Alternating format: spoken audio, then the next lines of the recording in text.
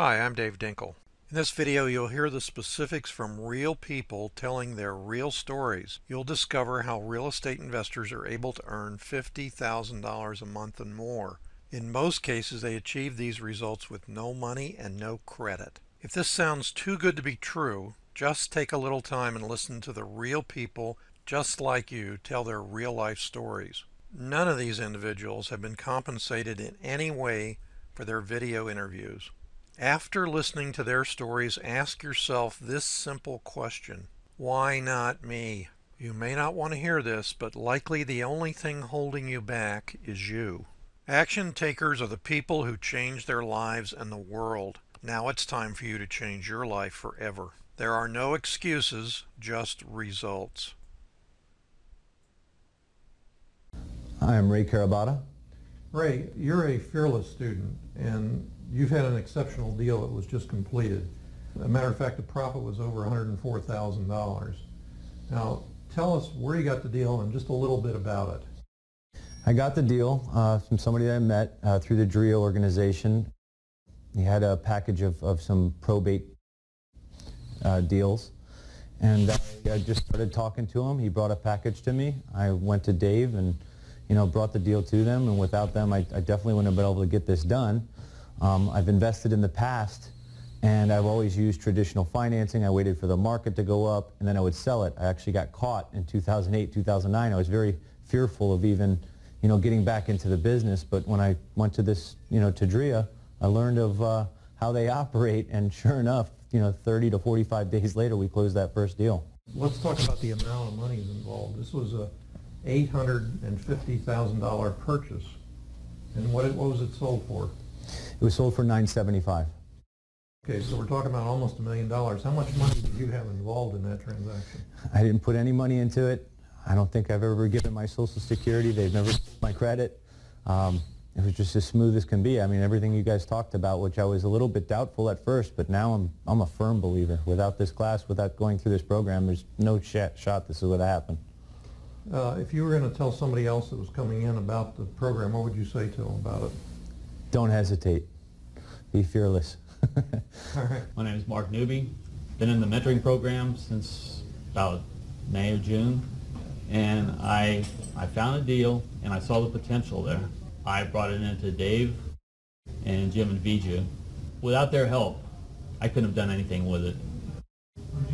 With their contacts and their knowledge, we got the thing closed. And the thing about it was a large deal. It wasn't a small deal. It was a big one. Tell us about the numbers. Oh, it was on Miami Beach, and it was in the upper 700,000. You actually got a long inspection period, didn't you? Oh, yeah, 90 days. Yeah. 90-day inspection. It's wonderful. Now, it wasn't all that simple because there was a lot of going back and forth with the buyers. When you get buyers like that on the high-end side, they want everything to be exact. And we had a lot of people look at it. How many offers did we get? Do you remember? Well, it was, 8? I would say so, yeah. Yeah, and it took about, 4 months, I think. Well, to finally close it, but I think we had it under contract in about 30 or 40 days. Yeah. Now, one of the things we didn't do was advertise it through the MLS. No. I think it was bandit signs. Exactly, yeah. Which scares some people, of course, because of the nature of the bandit sign. But the reality is here we sold a property for $800 and change from a $2.50 bandit sign. Yeah, that's hard to believe. Okay. What else can you tell us about the mentoring program? What's that kind of done for you? Well, it's just from watching how you did the deal. Like me, it was my first deal, and I just wanted it to close. That was my big thing. And I could watch you and Jim and Vigil. It was just calm. It was just another business deal. And that's what I learned is you have to treat everything like that. Your whole life can't hang on the next deal. Right. You have control over what you do. You can have control over making offers and prospecting. Other than that, the results are you're out of your control. Yeah, you didn't get a contract on this property the first day. How long did it actually take you to get a signed contract on it with the sellers? Oh, with the sellers? Yeah. Oh. A couple of months, wasn't it? Yes. So they were going back and forth. They didn't really know what they wanted to do. And then they had to move out before we actually closed on it also, so that Right. was many years accumulation of stuff that had to be moved out. Yes, many years, about what, 50 years, yeah. Okay. Yeah. And the profit on the deal was approximately $79,000. Yeah, correct. Okay, good job. Anything else you want to say to potential mentor students? Well, I would say just listen to what Dave, Jim, and Vigil have to tell you. I can tell you from experience that I've wasted so much time and money on chasing other. I'm on 40 different email lists. I'm still a sucker for it. Even, you can waste time. It's more than the money. It's the time you waste. Because I'll look at something. It sounds like something I can't do without, some information that I really need. I sit through a webinar, and I come back, and it's in Dave's material. And it was more than the money wasted. It's the time wasted. Instead of doing that, just come back, work with Dave, and just take action there. Yeah, just make offers. Right, yeah. Okay. Thank you very much, Mark. You're welcome. Hi, I'm Dave Dinkle, and today we're interviewing John Aaron. John happens to be one of our mentor students who's been in the business for a while now. His goal when he came to me originally was to do a deal a week, and I said to him that's an aggressive goal, but it can be done. And in about 6 months now that he's been in the system, he's gotten to a point where he's doing a deal a week. Now, tell us about your background in real estate investing before you came in. Well, I was always very interested in investing in real estate. When I came here, I was looking everywhere for it, online, looking at different gurus, getting information from almost anybody who could give it to me. And then I found out about Dave Dinkle and his educational hours, and I started getting into that, and I found out about a mentoring program, and I joined that in November, and it's been great since then with Dave. We've given you all the support you need and more, haven't we? It's been working. I used to email and call thinking that he wouldn't answer back, and it was never a problem. It was always quick responses. One of the things that's kind of the ultimate goal in our system, our mentoring system, is to do the $100,000 a month. We have a number of students who achieve that level, and once you achieve it, it's pretty easy to maintain.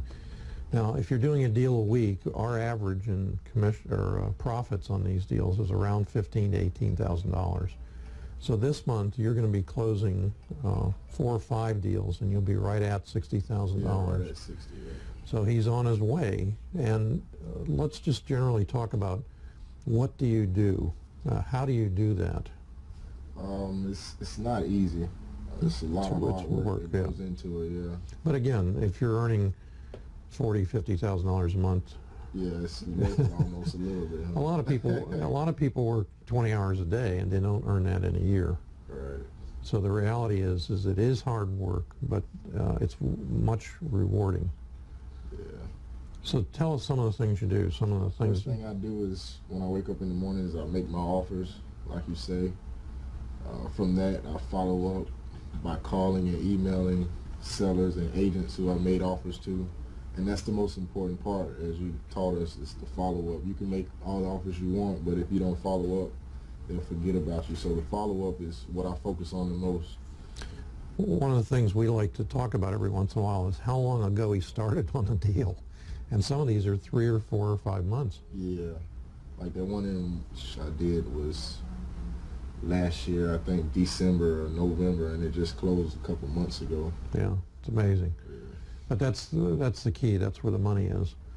So we don't have a specific deal in mind at the moment that we're talking about because you've got a whole bunch of them going on. But for aspiring potential students that might be coming on board or people that want to get into real estate investing, do you have any comments for them? Just stick with it. If you decide to do it, stick with it. If you have a month or a week that doesn't look good, just stick with it. Listen to your mentor, Dave.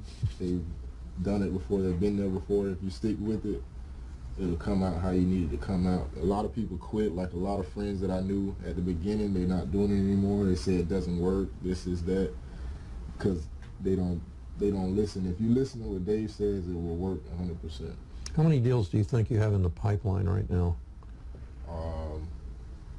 Deals that I have in the pipeline, I would say 4 to 5. Yeah, that you know are closing. Yeah. Yeah. But in prospective deals, do you have any concept on that, like 20 or 30? Do you try to keep in your pipeline? Yeah, at least that, Yeah. There's something else I wanted to ask you about. The other thing I wanted to mention was how many of the deals that you're getting are listed deals?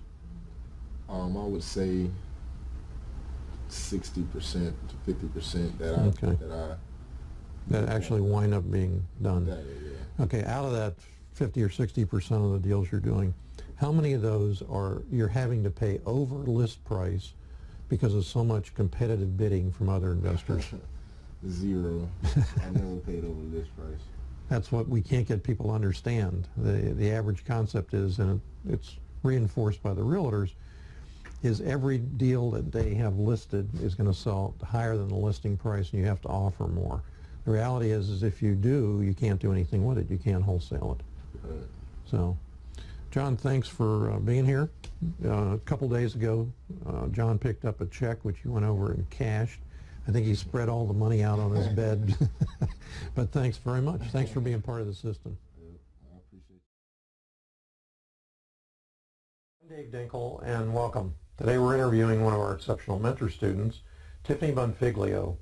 Her husband is well known in the real estate industry as a broker, but Tiffany is not an agent. And I wanted to talk to her. She's been very, very successful in certain small niches. And what's unique about what she does is her profit margins are above average. We average about $15,000 to $18,000 on our wholesale deals. She averages probably a little over $30,000 on her deals. But let's start out from the beginning. What happened that got you into real estate investing? What happened was basically we lost almost everything. I lost my construction business. We pretty much lost everything in the real estate business, all our properties, so we needed to start from scratch. And this is because of a downturn in the mortgage meltdown and so on. The mortgage industry, the real estate industry, the construction industry. So we basically had to start from the bottom. My husband decided he was going to take a few classes. At the time I was not interested. I had no interest in real estate. I didn't know anything. So he decided to take these classes, spent a lot of money on these, and pretty much we got nowhere except for some DVDs, and that was basically about it. So you're talking about real estate investing. Even though he's been a realtor and a broker, he decided, I want to get in on the wholesale business, so I don't have to have money, and I can turn them quickly and things like that. Correct. So you guys, and you had a partner for a short time, did you not? We had a partner for a short time, and they would attempt to do it from our home office, and I started to dabble in it. I wasn't understanding it, and I was getting frustrated. So my husband decided he asked me to go to one of the meetings, and I basically said, fine, I'll go. I was totally against it. So I sat down, I listened to what had to be said, and the next day he asked me, he goes, let's just go sit down with Dave and Nancy and see what they have to say. And again, I was totally against it. I did not want to do it. I didn't want to spend any more money on anything. I was done. But I agreed to it, and we sat down. I was sold on it. I started, I guess, pretty much that day. I had a jump start and started on what needed to be done, and ever since then, I can't say enough. I've just been doing exactly what was told to me and what was taught to me, and it has been working. And it took about 2 or 3 months for you to get your first deal. Nancy's her accountability partner. Nancy happens to be on the other side of the camera. So I'm just saying, was it 90 days or 60 days before she got her first deal? Do you remember? I thought the first one came in 30 days, and then it was... Took a while to close? Yeah. Okay. The first one, if I'm not mistaken, came in while I was sitting in class, is when I got my first approval. In the mentoring class? In the mentoring class. Okay. Is when I actually sat down and I looked at my phone, I said, oh my. I was super excited. I'm not sure if that one closed, but that was my first deal. Yeah, I think there's a big misconception about you got a deal. You don't got a deal unless the thing closes and you actually make a profit on it. The rest of the time you have signed contracts, but Right. you never know that they're going to go through. And we've had some great deals together. You had a double closing, so to speak, 2 different properties where you came in and your check The gross check was $85,000, I think, profit-wise, 85,000. But typically, you're doing over $30,000 a deal. And one of the reasons I interview some of the very successful students is because I like students to achieve that goal of $100,000 a month income. And you certainly have been there because you've had closings all in 1 month. And all you have to do is be more consistent. You still have 2 small children.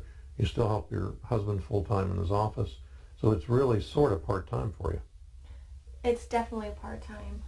I sometimes will get that little itch to start throwing in contracts again like I am right now. I know for myself that within those contracts that I'm putting in that I'll get 1 signed back. If I put in 10, I know I'm going to get 1 back that's signed and executed. If I close it, that's a whole other story. I either offer too much or it's just not a deal at that time. There's other times when I just don't have the time, but you have to make the time. Yeah, you've been exceptionally good at renegotiating before the closing and getting discounts. Even when it's said in the contract itself, you cannot renegotiate, we will cancel it. You've done that anyway, and it's worked for you very well. Yes, that's definitely one of my stronger suits is the renegotiating. I always know going in that most likely I can get a reduction.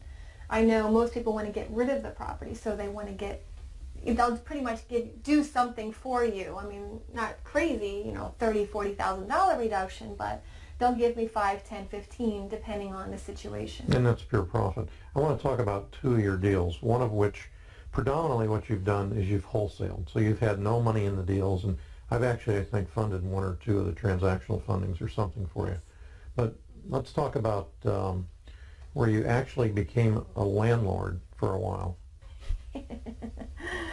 That's not fun. Becoming a landlord, especially is where people want to take advantage of you. They see a girl walking in, number 1, they try to do everything they can to pull one over on you. Basically, it was a multifamily. When I purchased it for a good amount, and we were trying to wholesale it. We had a buyer at that time, and at the last minute, the buyer backed out, but we knew it was a good deal, so we ended up closing on it. And holding it. It had a deed restriction, did it not? It had a short deed restriction. I think it was a 30-day deed restriction, if I'm not mistaken. Which was normally not a problem, but in this case, the tenants weren't paying, so to be able to resell it and get the most money out of it, we had to have paying tenants, which is not always the case. So you went in there with tenants who were essentially squatters. Right. And you took over, you took control. I did. I went in there basically the first day after we closed. I went in there, we introduced myself to everybody, basically told them that, I'm going to be the one collecting rent. If you need anything done, you're going to call me. And of course, right then and there, I need this, I need that, and I told everybody, that's it. I'm not doing anything until I have rent. So by the 15th rolled around, I gave everybody to the 15th, went there knocking on doors. I got 1 rent. That's it. Out of 6 units, I got 1 rent. Everybody else was like, well, I paid the previous owner. I need this fixed. I'm not paying. And it just went on and on with different stories. So basically what I told them is if you want something fixed, you need to pay me rent. We'll work something out. So after a couple of weeks of doing this, they finally understood, and I got the place fixed up. I have rent. There was only 1 person that wasn't paying rent. They were being evicted. Everything else was in tip-top shape, and we sold it for a very nice profit. Do you remember what the profit was? It was 40 something, wasn't it? It was. We bought it for $164, $165, and we sold it for $215. Okay. All right. Now, you also became a rehabber. I did. And how did that go for you? As you see the smile on my face, I do enjoy rehabbing. You like the end product when it comes out? I do. I bought my first property. It was in need of some major repair. It had a pool, and was there any water in the pool when you got it? There was no water in the pool. The pool was not in a functioning matter. There was dirt. It was bad. In the end result, we fixed it and sold it for a very nice profit again. Super. What would you suggest to people? Every day I talk to people, and I probably get tired of hearing it from me, but as a person who's come from, I didn't want to do it, I don't want to do it, well, let me try it, and wow, it's been amazingly successful. What would you tell new people coming in? What is the key to your success? Don't give up. If you give up, it's not going to work. If you are determined and you have that itch that you want to make money and persistence and you want to be successful and you want to work for yourself and make your own hours, this works. It 100% works as long as you want it to work. Okay. Any other comments? Don't give up. Thanks very much. I'm trying to figure out how to say I got started, though. Well, you made a decision to do it full time, pretty much. I didn't make a decision until I met with you. Oh, really? I didn't want to do it. I said I wasn't interested.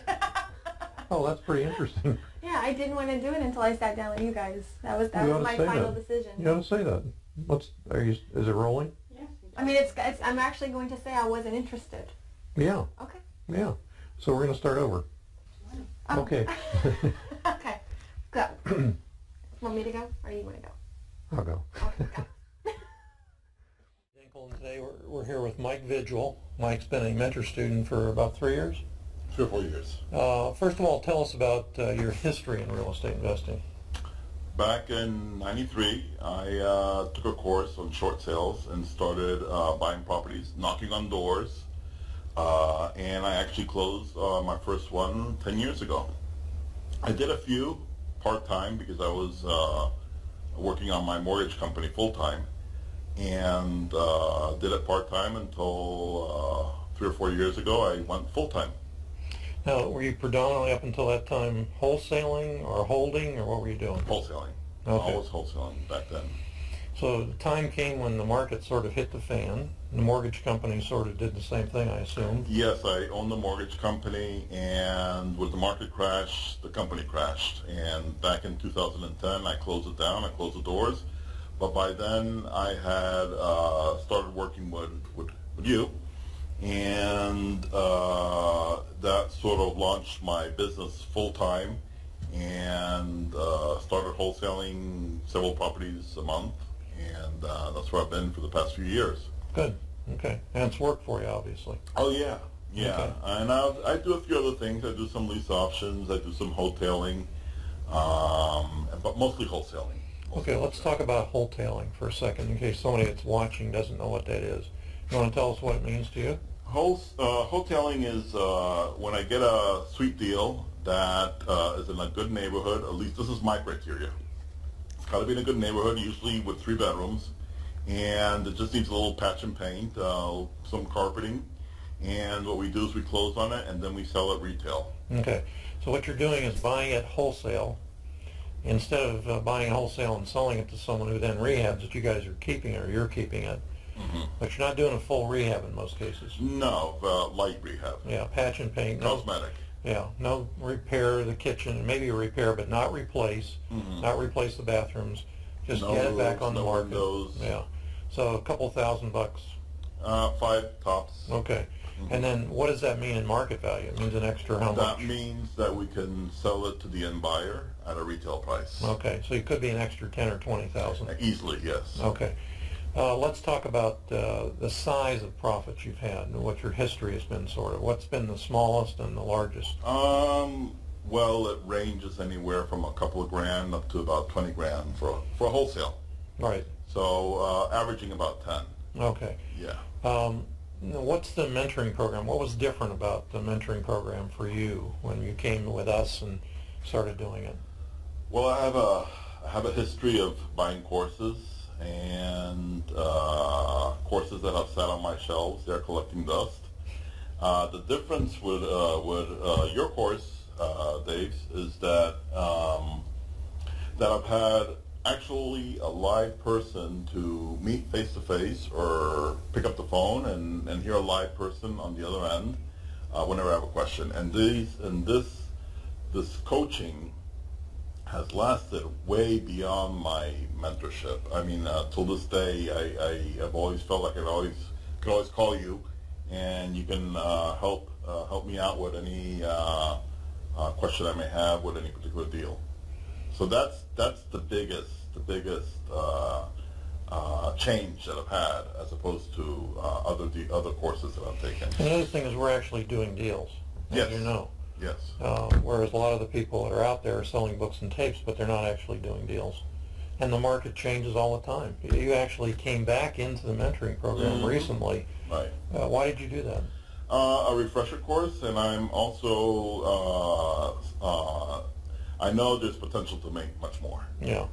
And again, the market's always changing, and we change our strategies, techniques, and you were here today, and I said to you, what we had today was a special class for the mentor students. If you're having any problems, let us know what it is so we can solve them for you, because we have students who are doing extraordinarily well and other students who can't seem to get started, and they're not different in any way that I can see. Mentality, everything else is the same. So what's the difference? I don't know until I talk to them. I need to know how they're doing things, so that's what we did. And you were here today. And I want to go back. You said that the market is always changing, just like your course has. When I took it 3 years ago, and I took it again last month, I mean, it was completely different. I mean, it had changed so much, and so much new material out there. Now, you actually live off being a real estate investor. Yes. For people who haven't become real estate investors yet, what kind of things could you say to them to do? What would you say? It's very Nike. Just do it, because it's like I know what it's like to sit on my chair and see that 100-pound gorilla telephone there in front of me and not wanting to pick it up and call a potential homeowner. It's actually having the impetus to go out there and write a contract and do it. Just simply do it. Just simply do it. And it's in the beginning, I was afraid. I had a lot of fear. But I ended up knocking on people's doors and introducing myself, and I got deals that way. Yeah, and you got some nasty comments and things also. I did, but it doesn't matter, of course, of business. There's some great war stories out there, but it all, the good outweighs the bad. And it's been good enough for you that you're now moving. Also, you're going to have a double residency in North Carolina. I will be working. I will keep my business in Florida and work remotely from North Carolina and still come back to Florida every other month. Okay. All right. Great. Thanks Great. very much. Okay. Good to have you as a student. Okay. Terrific. Thank you.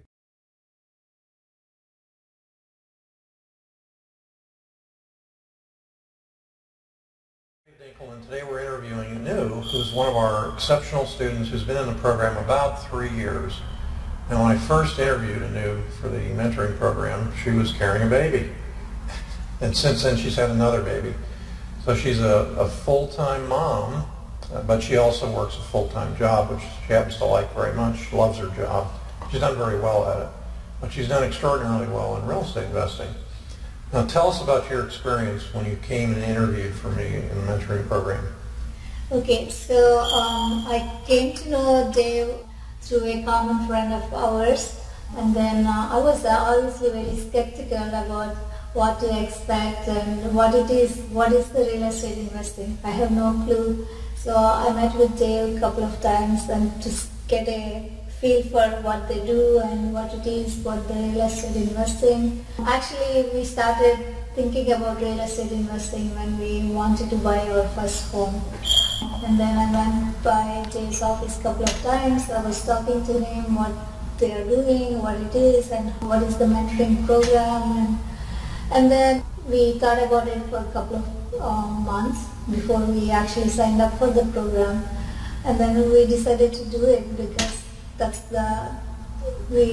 talking to Dave, I was very confident that even though we have no experience in real estate, we can do really well because the way he's talking, the way he's going to mentor and the things like that. So we were very comfortable and we signed up for the mentoring program and we never looked back.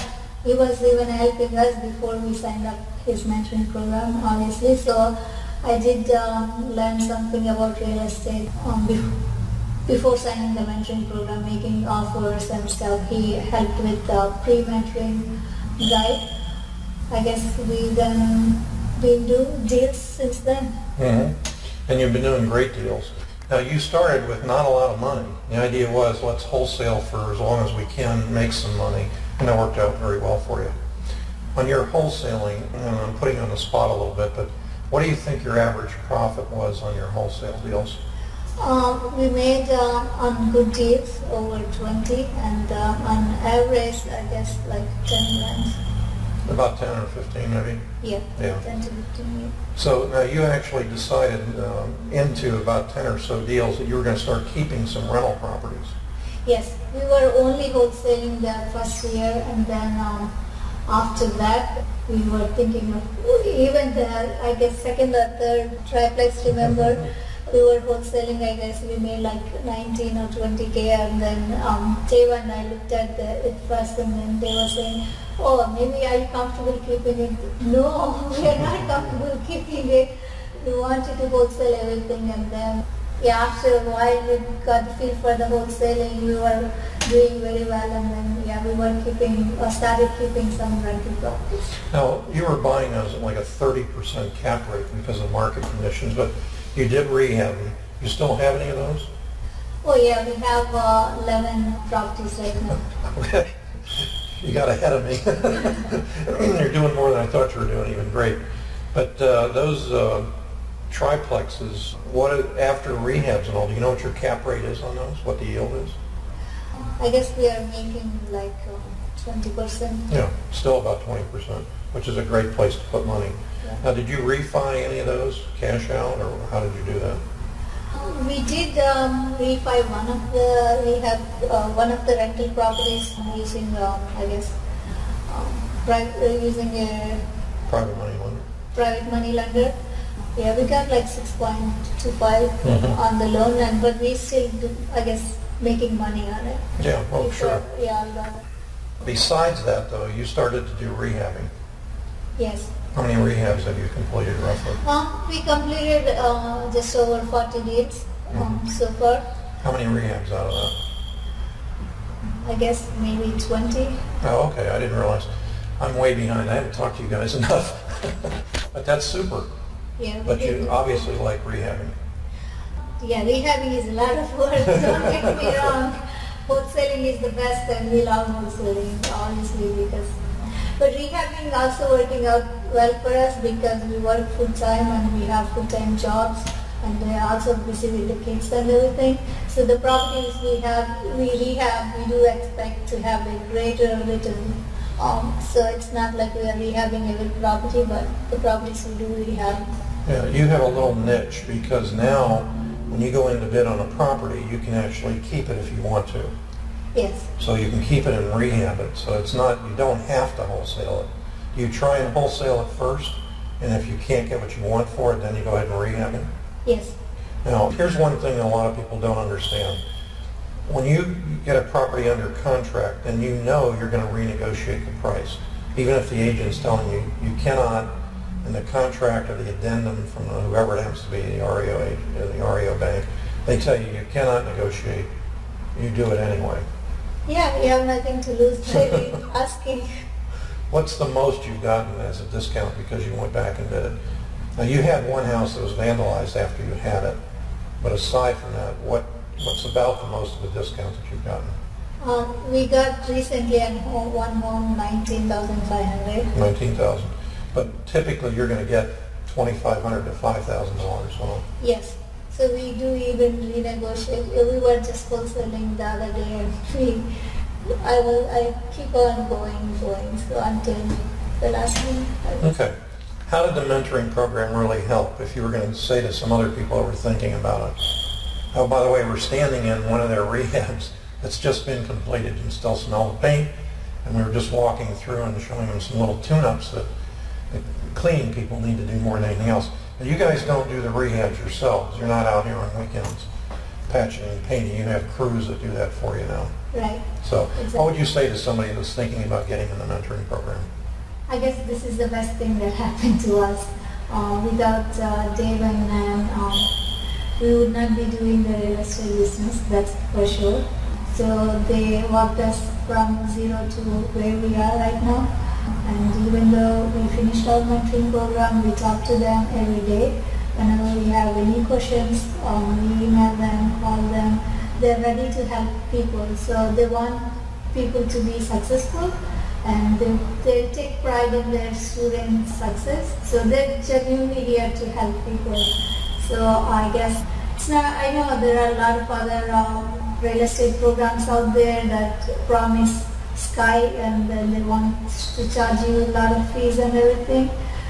But Dave and man are not like that. That I can tell for sure, even though I did not take any other mentoring programs besides Dave. So he knows he can work with you individually, and he can tailor a little bit to what you need to do to be successful based on your situation. Obviously our situation is different than other people's situations. I highly recommend talking to Dave and Nan and explore our mentoring program, and I think this is one of the best decisions you will be making, and I always tell them you guys should live forever and don't stop doing the mentoring programs, and take care of yourself so you can mentor other people and help them to be successful. I want to put you on the spot once more. What would you tell somebody that's looking to get into real estate that they need to do to keep them in the program? I mean, I'm sort of building up to the idea they have to be persistent and stick to it. You didn't get a deal your first week. No, so actually when I started my mentoring program in April 2010, Dave gave me some information and some materials, so I was meeting offers, and remember that duplex we got in. Big extra lot on the side? Yeah. You still have that? Yeah, we still have that, but the other duplex we got in Little Manors the same week I was taking mentoring, and that has so many issues which I didn't know how to install. Oh, that's properly. the one with the hole that went into the septic tank that you could walk into almost. Yeah. So we wholesaled that though. That we wholesale that. Yeah. The one with the termites, the duplex in Little It was holding the place together. Yes. So we were so happy. Oh, we're about to get our first deal, and that was not a deal, but still we keep on doing. I guess persistence is the key. Don't stop it. If you stop it, then you're there. It's hard to get back after so many rejections and so many negative emails you get from realtors and investors. Oh no, this is so low. What are you thinking? Are you crazy to send me this out? Whatever.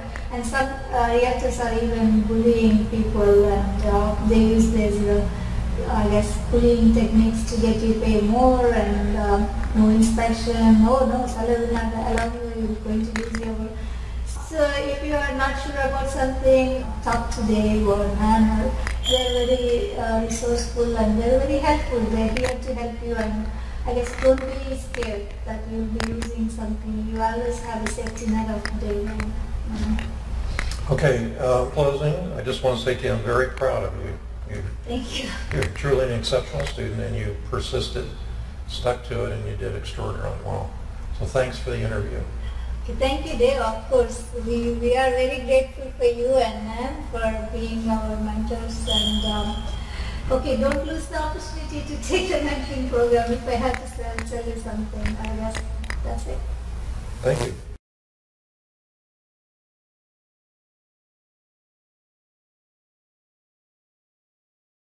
Dinkle, and today we're meeting with two of our former students who are now out on their own for a long time, doing very well.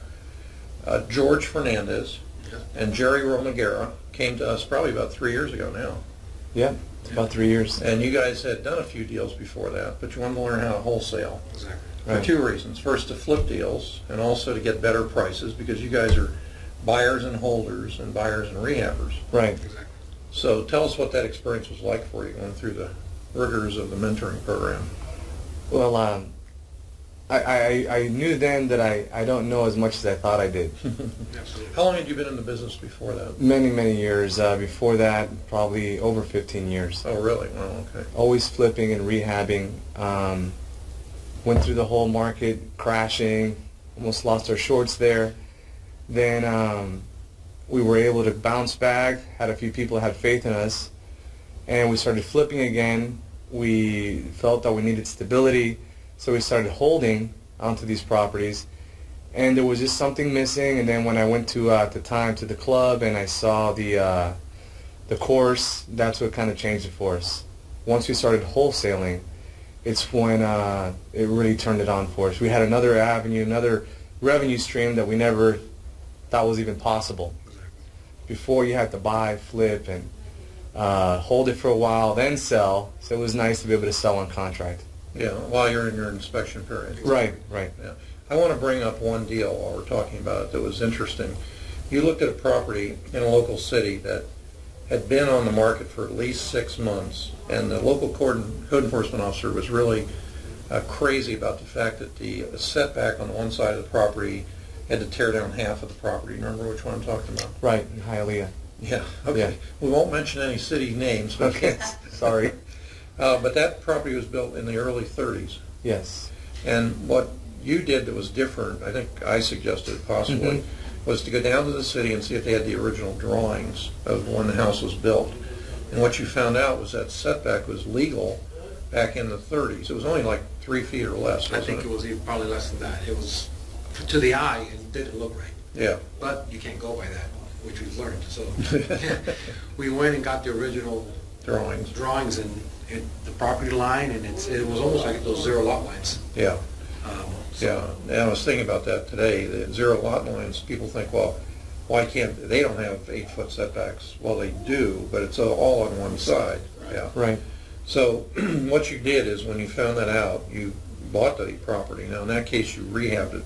Yes. Right. Because it had a pretty good spread in it. Now, what it came down to be was it had a enclosed carport that was done a long time ago. Right.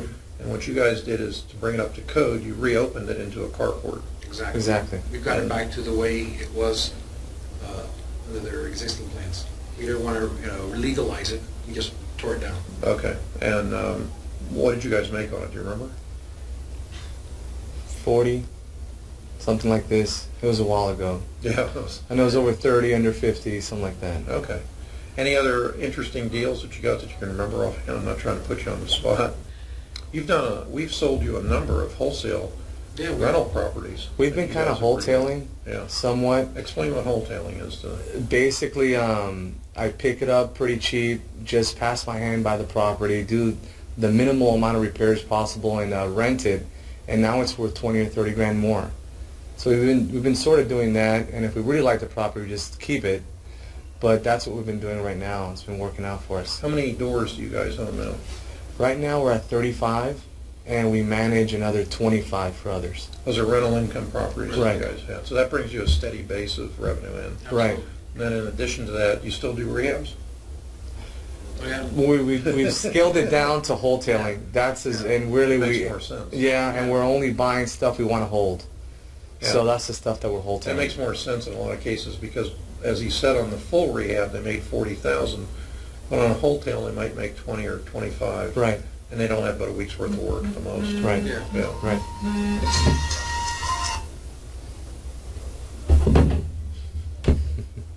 It's okay. Okay, I appreciate it very much. For new people that might be thinking about the mentoring program, have any comments on what to expect or what you liked or so about it?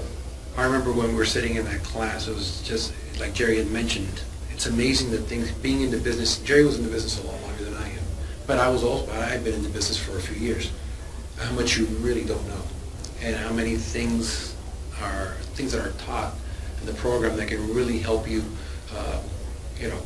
make money in a shorter amount of time. Ours, we had, one of the things we were doing, like Jerry mentioned, a lot of rehabbing, you're talking weeks, months.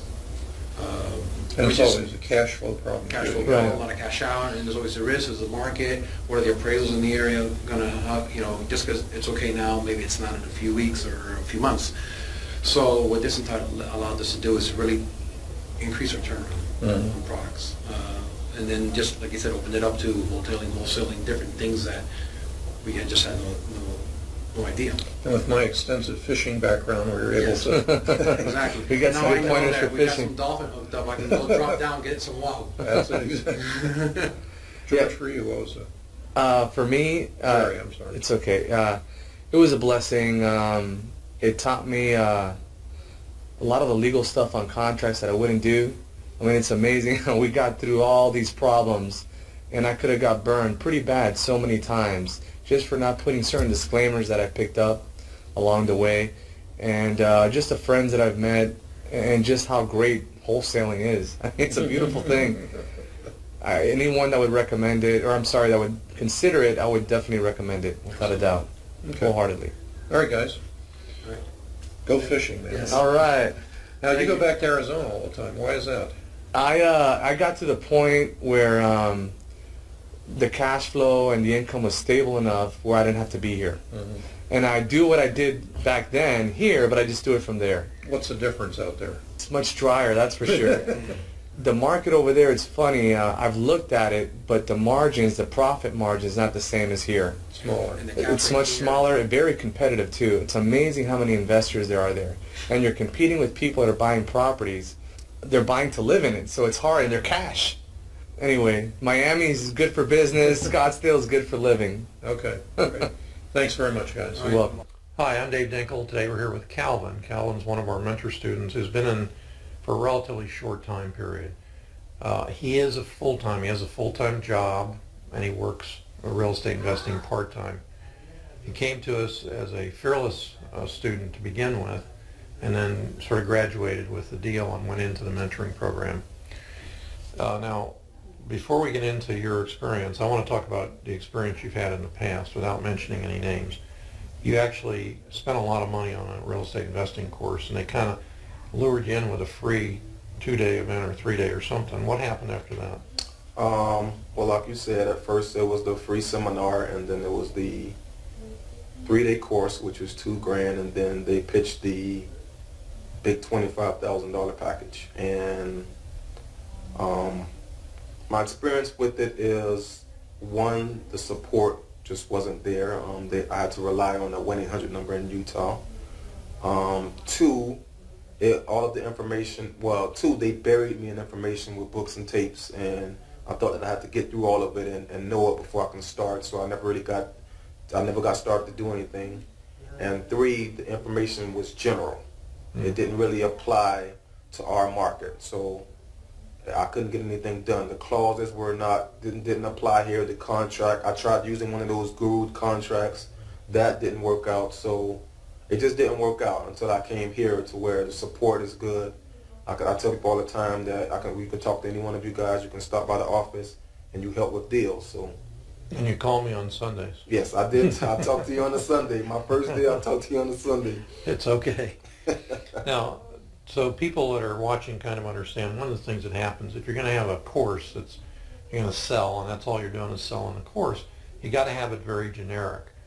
Generic in the contracting, for example, if you put a contract into a realtor with a guru contract, they're going to laugh at you. Yep. They're going to want a standard contract that they're all on the same level as professionals. Now, if you get it for a homeowner, the homeowner doesn't care. Your thoughts are. However, if the homeowner says, well, I want my attorney to look at it, you're dead in the water. There's no chance you're going to get the deal. So that's one of the things we try and focus everybody on. Whatever state you're in or wherever you are, do the professional contract so that you're all on the same page.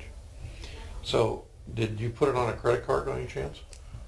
I tried. It's funny that you mentioned that, because I remember in great detail one of our first homework assignments from that 3-day course was to just call your credit card company and just ask for your limit to be raised. So they were already coaching you up for that 3rd day when they pitched that big deal. So of course I tried. I couldn't get the raise, but if I did, I would have put it on the credit card. And I've seen, unfortunately, people at those seminars come away with $60,000 or $70,000 on credit cards that I knew they had no chance of doing business, but that's what they were coached. Effectively, they were sold a story about you can do it. They can do it, but they need help. It's really what it comes down to. You don't need books and tapes. It's information overload for you. What people need is, give me the bottom line. Let's start making offers. I mean, the bottom line for you is, if you don't make offers, how are you going to get a deal? Yeah, you can't. That's just it. And the average person thinks to themselves, I got to know it all. I got to wrap my head around everything. You don't. You need to make offers, and the rest of it flows. So tell us about your first deal. This was a fearless deal, meaning it's our short course, but you got in there, you made offers, and you got one. And tell us about what happened. Wasn't easy. No, it wasn't easy at all. My first deal, the seller's nephew was a lawyer. Wasn't a real estate lawyer, but he was a lawyer. So he figured he knew everything, and he wanted to strike out everything and most of everything in the contract, even though the addendums already accomplished what he was striking out. But he wanted to strike out everything in the deal, and it was hard because he figured he just knew what he was doing. But with you guys' support and you guys' help, we were able to sell the property. Yeah, the clauses are sometimes called weasel clauses, but they protect us. The contracts are originally designed by attorneys for the Board of Realtors. They protect the realtors, not the sellers, not the buyers. Protect the realtors. But we can change anything in any contract by adding a clause. And what attorneys that are not that knowledgeable about real estate investing do is they tend to read through the entire approved bar contract for their estate. They start crossing things out. I don't know if it's to justify the fact that they're getting a fee for it or what, but it's already been approved by the Bar Association and the Board of Realtors. But here they go. They start crossing stuff out. And literally, the more they cross out, the more they don't know what they're doing, frankly. But we got through it. You made a profit on it. We got through it. Yeah, we made just over 10 grand profit. Okay, good. So then you actually decided this does work, and I'm going to try a little deeper into it and do a mentoring. Yep. And you've only been on a short time, but tell us about your first mentor deal. First mentor deal was a multi-family home in Fort Lauderdale. I remember when I first got information about the property, I sent you an email and used your rental calculator to come up with the price, and we got it on the list, and we got it sold. We did an assignment, so it was 8 grand full profit. So the assignment of contract you used, yes, meant the end buyer closed in your shoes, in effect. Yes. Now, with those assignment of contracts, there's a limit to the size of what they can be.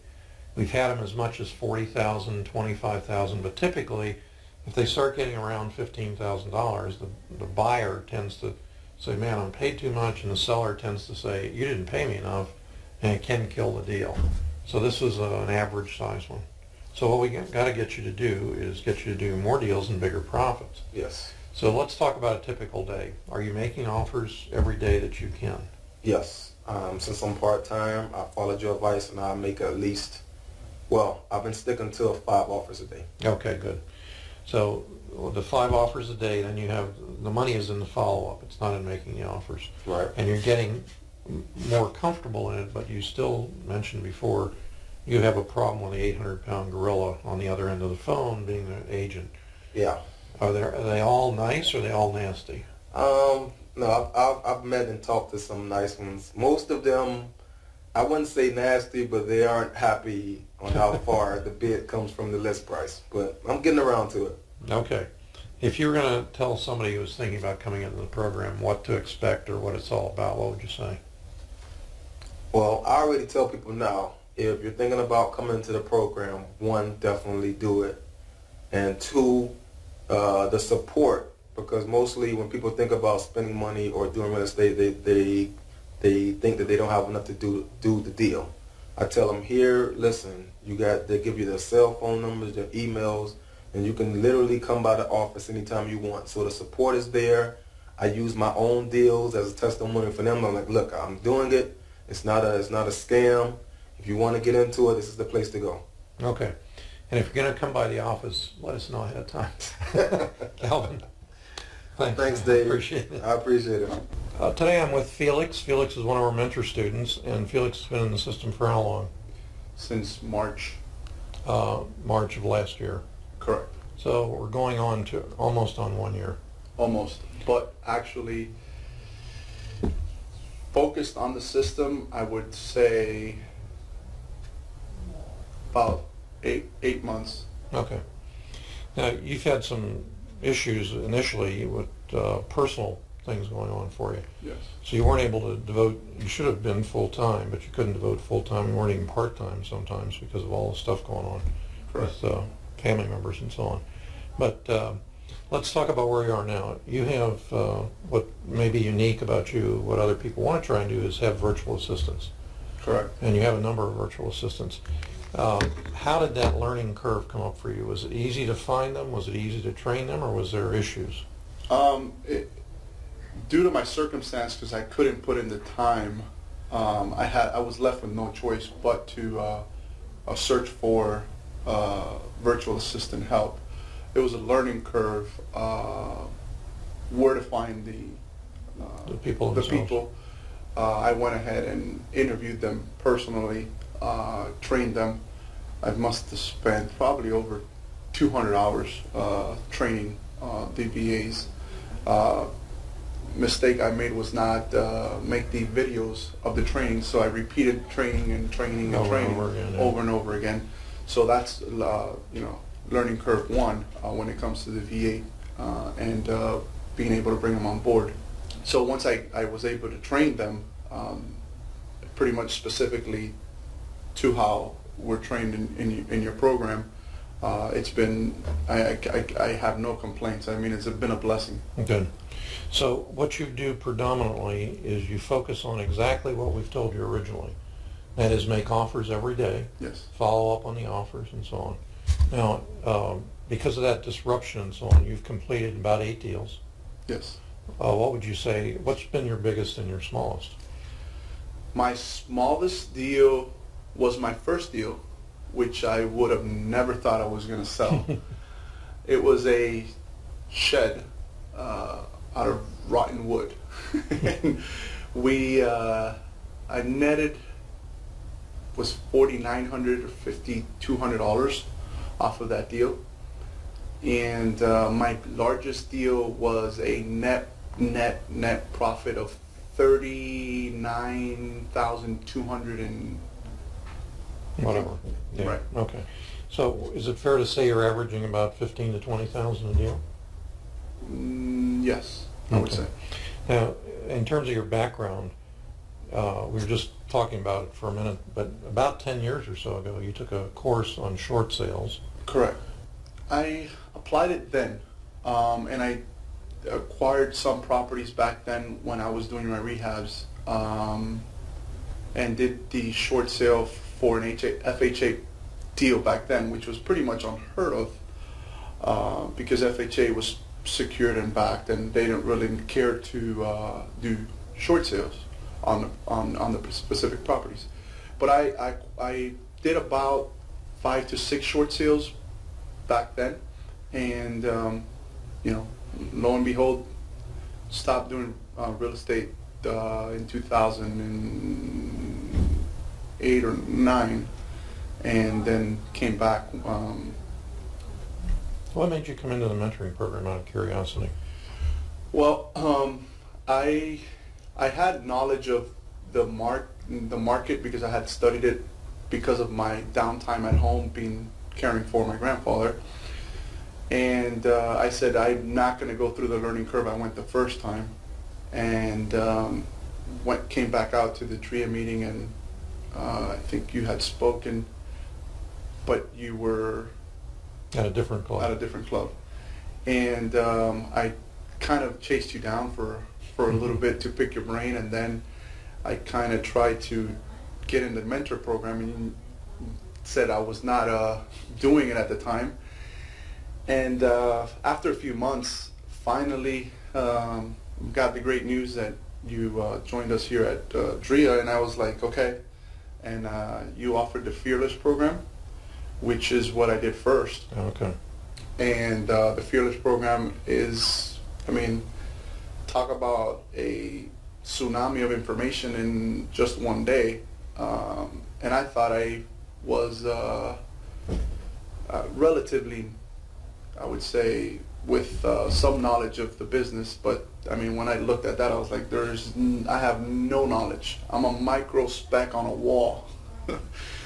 And then after that, it just got me going, and it just gave me the tools I needed to want more and be able to go out and try to apply it to get my business going, and which I did.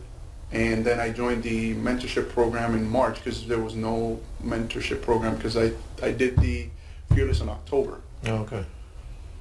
of that. Yeah, we don't have them every month. It's not a big group setting. It's small groups and so on. What would you say has been good for you about the mentorship program?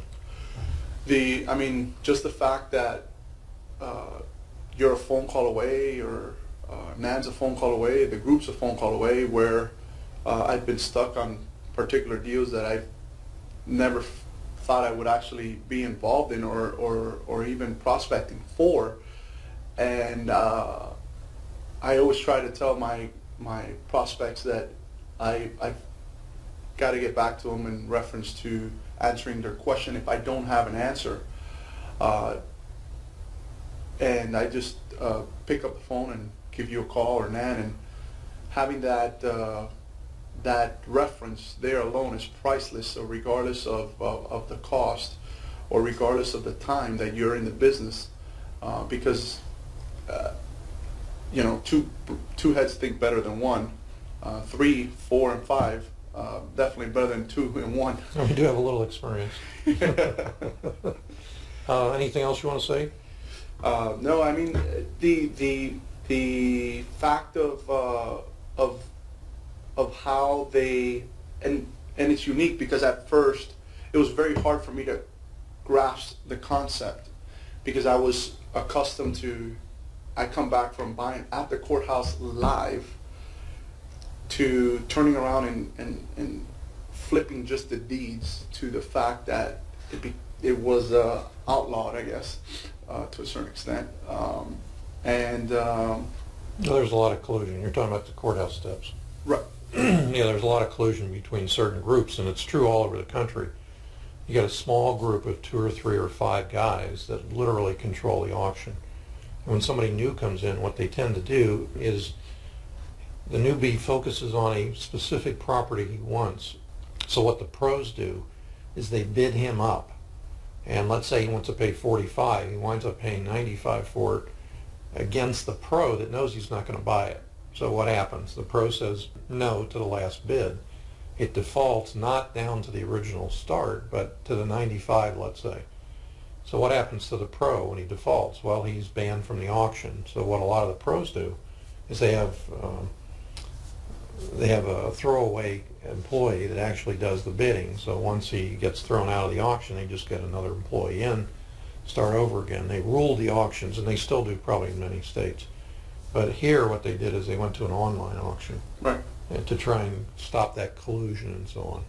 So all in all, your experience has been pretty good. Yeah, I have no regrets whatsoever. I would actually say that I wish I would have started years ago. When you were 17.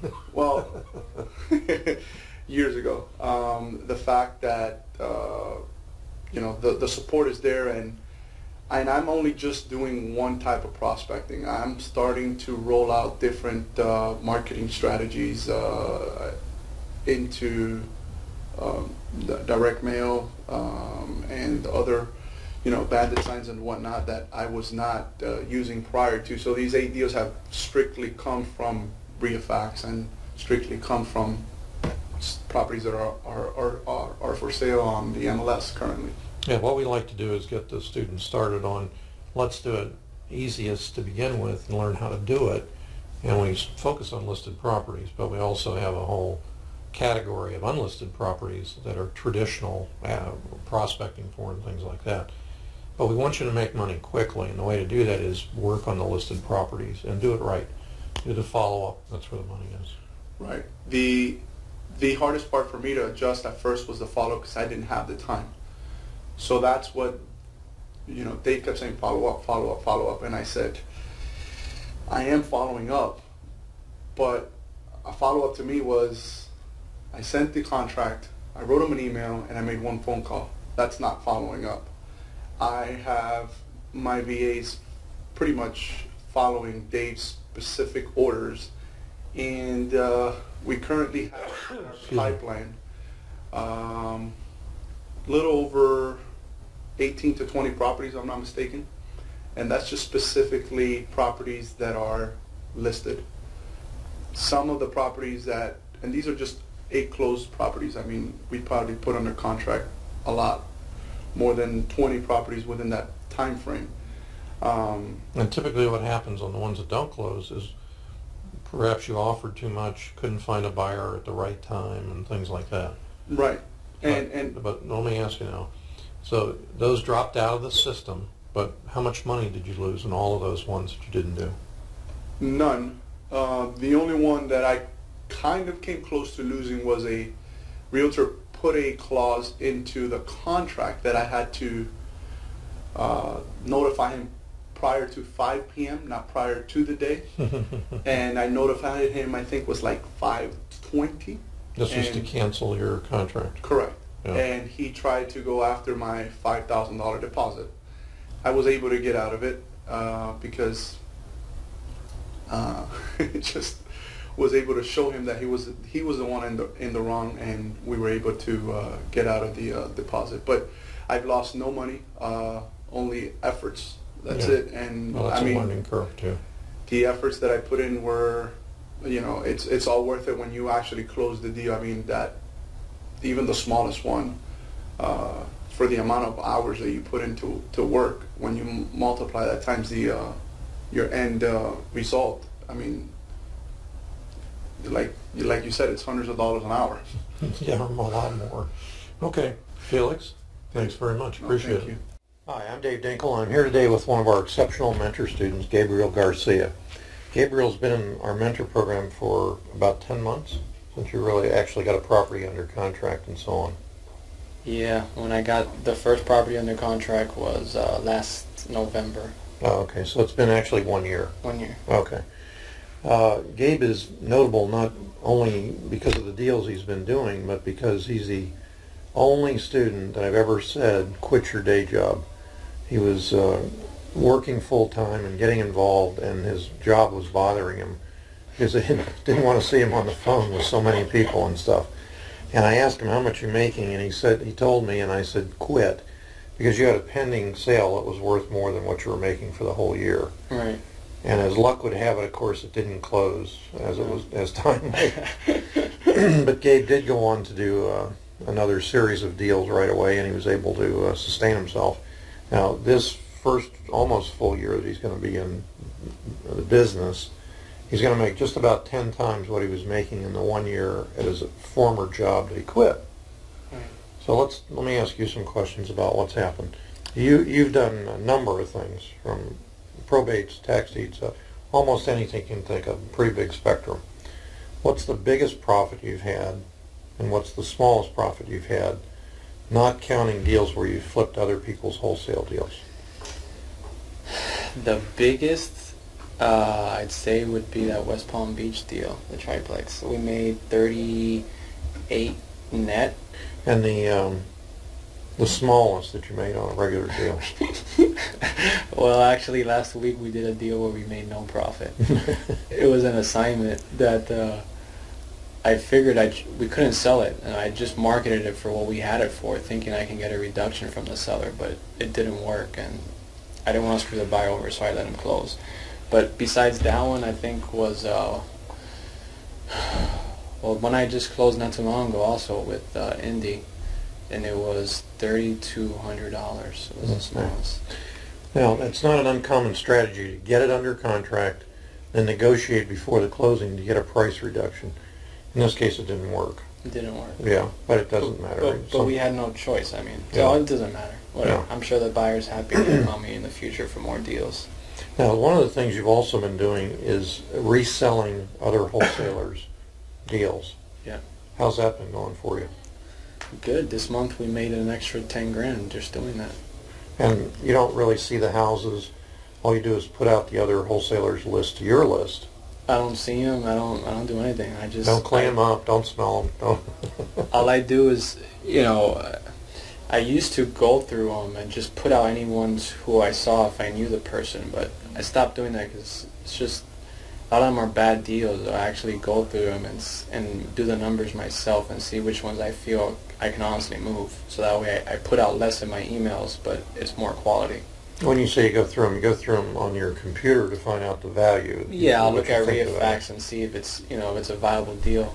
Some people are putting out deals at retail prices, and it's just a waste of time and energy.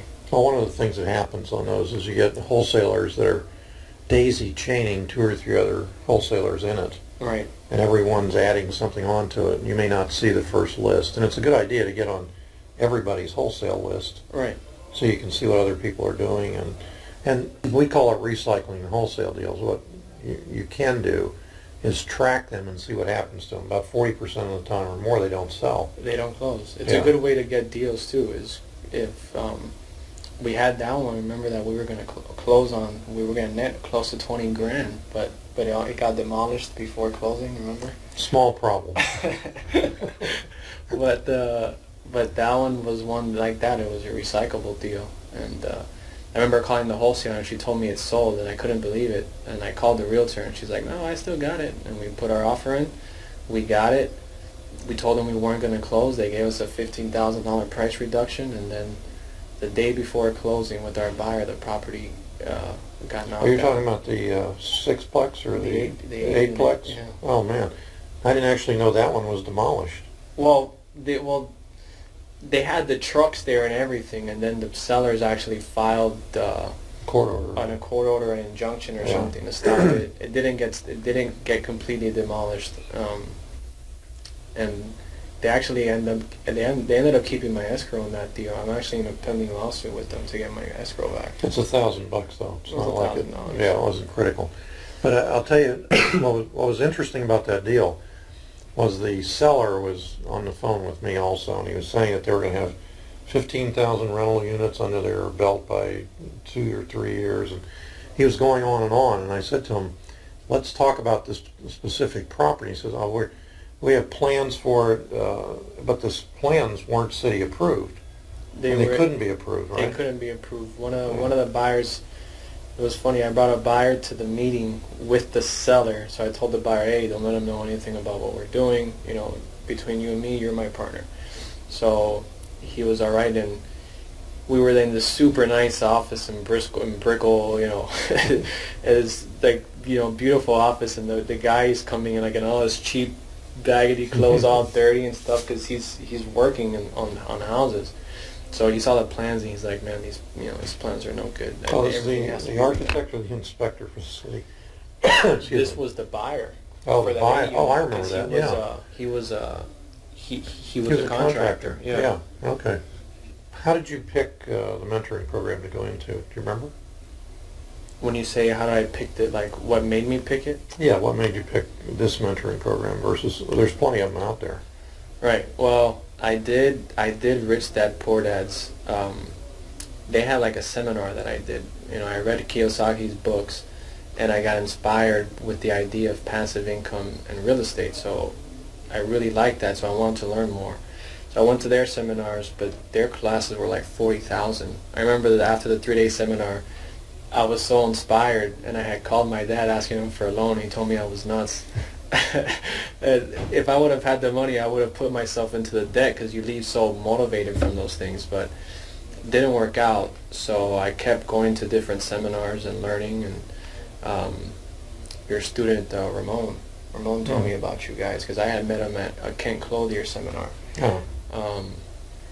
So he told me about it, and when I went and I heard you talking and heard you saying, I remember the guy from Rich Dad, when I saw him talk, I'm like, man, these guys, like, you know, they know so much. Like, I wish I can just pick his brain for a little bit, you know?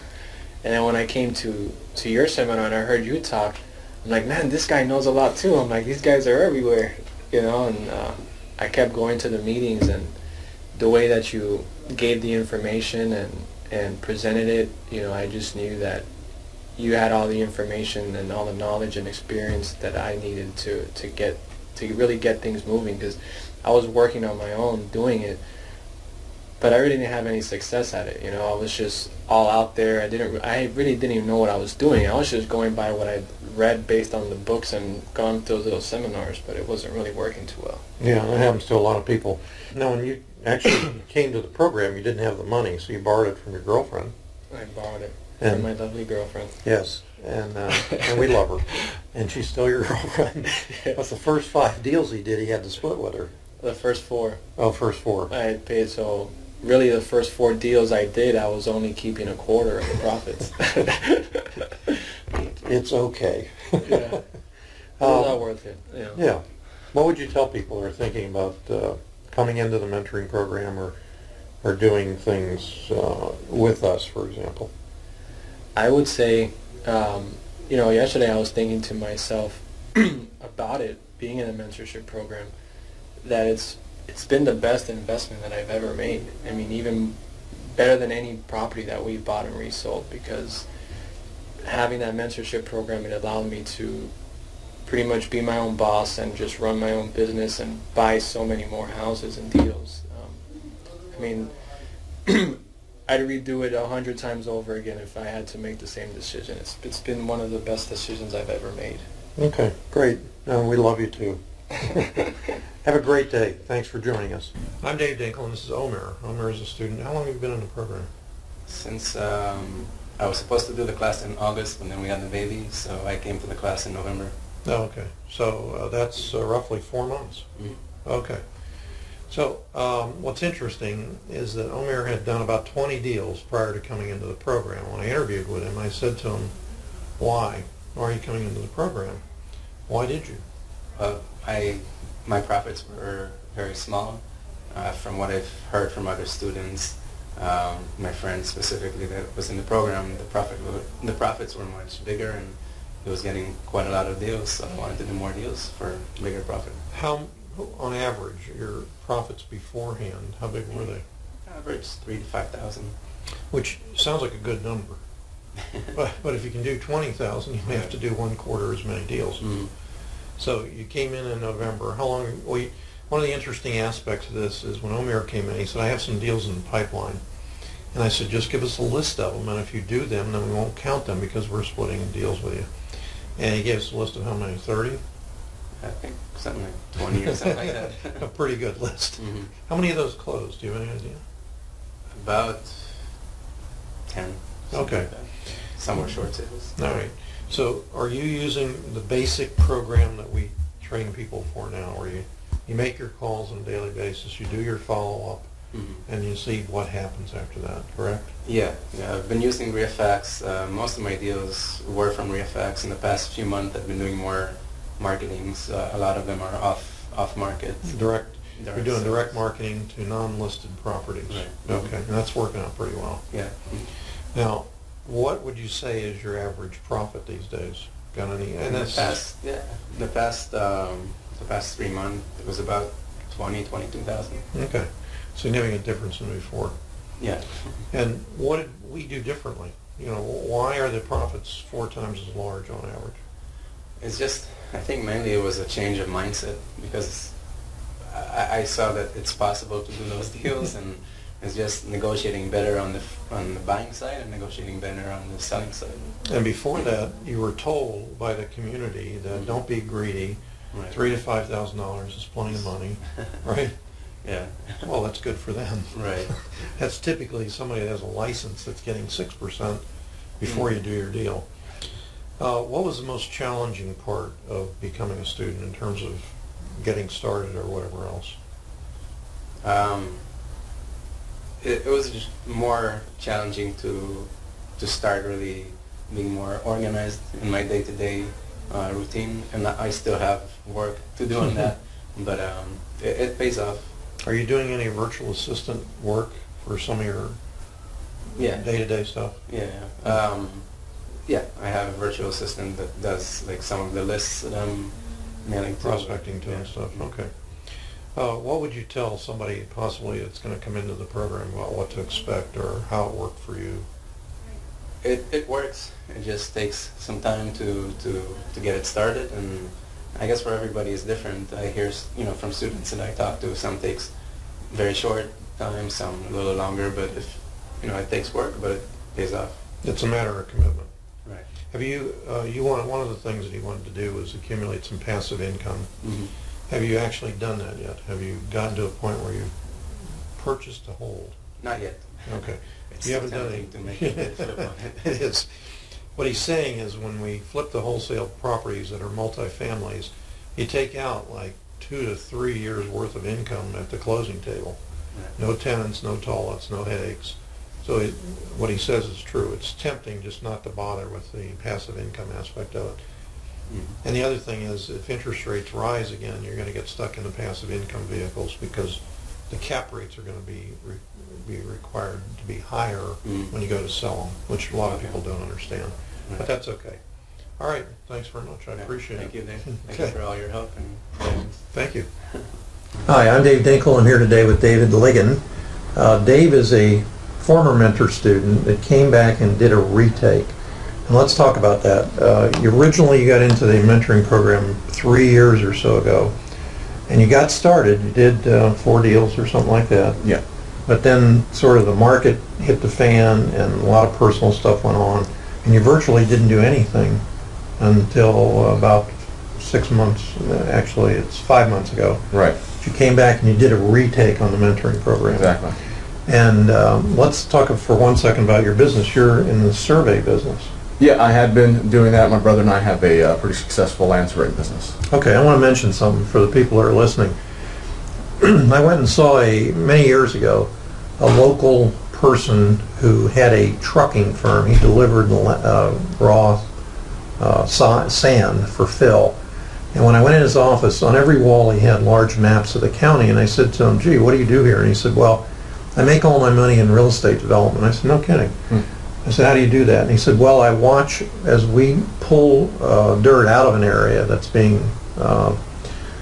sand is being taken out from rock pits, or it's being filled into developments. We watch for people surveying properties in the area. Then what we do is we go in and buy that raw land very inexpensively, and as the development moves out, they have to come to me for the properties. And he made literally hundreds of millions of dollars doing that locally. Nice. So you should be doing that. I'm going to have to keep that in mind. All right, so fast forward to today for you. I said this when you came in. I said, you're a man on fire. You have absolutely killed it. So tell me what happened since now about 5 months ago when you restarted. Yeah, well, you know, we retook the class, got started just pounding the offers with refax is who we use, and follow up, just kept doing them every day. I committed myself to give myself, 6 months to really commit and make sure that I'm giving all I could. And it has just paid off tremendously. So, it really was about sticking with it and then follow up and making sure you're doing what you need to do. So what's changed? Because the market's changed in those 3 years. Yeah, I mean, initially when we did it, we were hitting REOs a lot, and we kind of, I think, got in on the end of the REO fire where they started changing their process and a lot of things were going to auction. So we did a few deals, but life got in the way and didn't touch it for 2 years. Got back in, and the market obviously has ramped up, and we're able to go after non-REOs and just a plethora of other types of deals. Yeah, one of the things we did when we started the mentoring program is very simple to get REO deals. They were everywhere. No one was buying them. What's happened since then, as you mentioned, the auction sites have become relevant. Right. And they literally, the banks are saying to themselves, we're not going to take that price. We want full market value without regard for repairs, and we can get that on the auction site because most of the guys bidding on the auction sites absolutely do not know what they're doing. They're way overpaying for the properties. Yeah. So let's talk about what you've done. You've done 3 deals that you split with us because you came back into the program. Right. You sold 3 deals of ours that other students had. Yep. But tell us about the other ones you got. You got a whole bunch of other stuff going on. Yeah, we've closed, aside from the ones we've done with you guys, we've already closed about eight other deals, and right now I have 12 deals lined up in the pipeline that should be closing in the next 2 months. Yeah, wow. That's super. Yeah. What kind of, now, not the deals that you've resold for us or somebody else. How much are you averaging on those? On those, I'd say you're looking between $3,000 and $5,000. Okay, and those are just easy phone call kind of stuff. Yeah, it's just. How big is your buyer's list? Buyer's list right now is 1,100. Oh wow, okay, and great. We're getting a 35% open rate. Okay, you want to share how you got so many so quickly? Just pounding pavement. Okay. And your open rate, how do you what do you attribute? That's an extraordinarily high open rate. I attribute it to a lot of the people that we put on there we've personally contacted. Oh, good. Okay. And I guess they know who we are when we're getting in. Some other follow-up things we've done, periodically to make sure that we're not going into spam and this and that. And I don't know exactly what happened or how, but good. I thought initially it was low. I called around, I called you guys, said I'm only getting about 30% open rate, and everyone was like, well, it's not that. Now, one of the things that happens is people don't open it when you send it to them. They open it a week later sometimes. We get calls, is the property still available? No, it's been gone for a week and a half or so. Yeah. And typically we get about 10 to 20%, so you're doing extremely well. That's good. Yeah. Let's see, what else was I going to ask you? We were talking about amounts. Yeah, on the wholesale profits, where you actually buy them, flip them, well, how much are you making on those, roughly? I'd say the average, it's somewhere between 8 and 10. Okay. So I think that's on the low side. You should be doing better than that. Yeah, I have one we just locked up right now that we're going to do about 35 on. That's good. Yeah. I like to hear that. That one makes up for a couple of the smaller ones. But a lot of them have been assignments, and they've just been super easy. Oh, okay. So it's just in and out, and just lined a bunch of them up. We may become a little more selective and not let them go quite as quick now that we've got a pipeline full, so that may be part of it. You got more buyers. Yeah. But when you're doing assignments now, you're not going to do a $35,000 or $20,000 assignment because you're going to lose the deal. Well, this is an interesting case on this one that I was talking about, the 35 one, just because the buyers really want to do an assignment. So what I'm having them do is sign a contract first, and then I said, we'll get some things situated, then we could adjust it to an assignment later if you really want to. Oh, okay. So I'm locking them in. Yeah, good. Typically what happens when they know your profit margin, and it's more than about $15,000 or so, they always say you took advantage of me, and the seller finds out, and he gets all upset about it and stuff. That could happen. So you got to try to, it's a juggle. You got to do what you can. Take your chances. Yeah. Sort of in closing, what would you say to people who are ever considering the mentoring program? I would say it's worth it if you really want to change in your life. If you're serious about changing your circumstances and you're ready to commit. That's the biggest thing is being able to commit yourself. Even initially I was doing it part-time. It's only been the last, I've been doing it about 6 months solid, and it's been the last 3 months I went full-time doing it. But I was doing it part-time initially. Early in the morning, doing my work at my company that we own, and then doing more follow-up in the afternoons just whenever I could, and it just started to pay off. How important is the follow-up to you? That's the most important part. Okay, how many properties have you made properties on where you paid the listing price or higher? None. None at all. Say that a little louder. I've never paid list price. Okay. For you people who may be wondering why I'm wearing this shirt, Dave's kind of a hard guy to catch because he's running around on fire doing deals, and he said, I'm coming in, and I said, good. So, any other comments before you go? No, I would just say, it's just to reiterate, it's a life-changing class, and just to go for it and commit yourself, and it's going to pay off for you. Take advantage while the market is hot, and even when it's not, you're still going to be able to do deals once you learn how to do it. Thank you. All right.